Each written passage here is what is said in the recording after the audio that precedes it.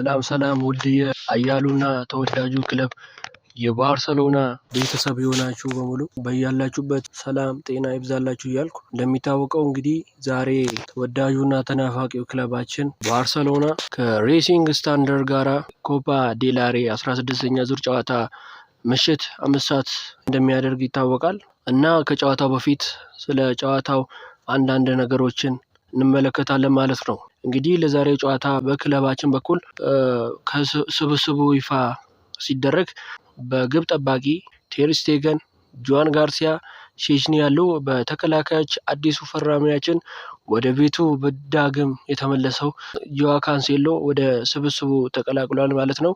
እንዲሁም ባልዴ፣ አራሆ፣ ኩባርሲ፣ ጄራርድ ማርቲን፣ ኩንዴ፣ ኤሪክ አሉ ማለት ነው።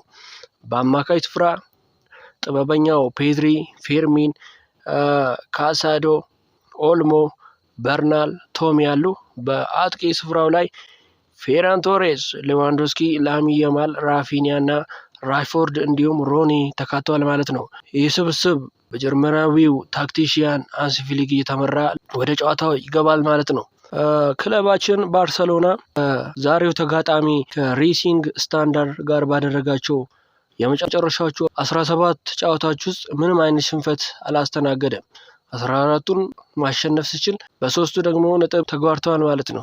ዛሬ ተጋጣሚያችን የመጨረሻዎቹ 5 ጨዋታዎቹ አንዱን ብቻ ያሸነፈ ሲሆን በ3ቱ አቻ ወጥቶ በአንዱ ተሸንፈዋል ማለት ነው። እንዲሁም ክለባችን ባርሳ ደግሞ በመጨረሻዎቹን 5 ጨዋታዎችን በሁሉም መድረክ ያደረገውን ማለት ነው 5ቱንም ማሸነፍ ችሏል ማለት ነው። ባርሳ ወደዚህ ጨዋታ የሚጓዘው በኤል ክላሲኮ ሪያል ማድሪድን 2-3 በአሸነፈው ከዋንጫ ስኬት መልስ ነው ወደዚህ ጨዋታ የሚጓዘው ማለት ነው። ለመጨረሻ ጊዜ ባርሳና ሬሲንግ ስታንዳርድ ጋር በ2012 የተደረገው ጨዋታ በባርሳ 2-0 አሸናፊነት የተጠናቀቀ ጨዋታ ነበር። በዛ ወቅት ባርሳ የተጠቀመው አሰላለፍ 3-3-4 የነበረ ሲሆን በግብ ጠባቂ ስፍራ ላይ ቪክቶር ቫልዴስ ነበር።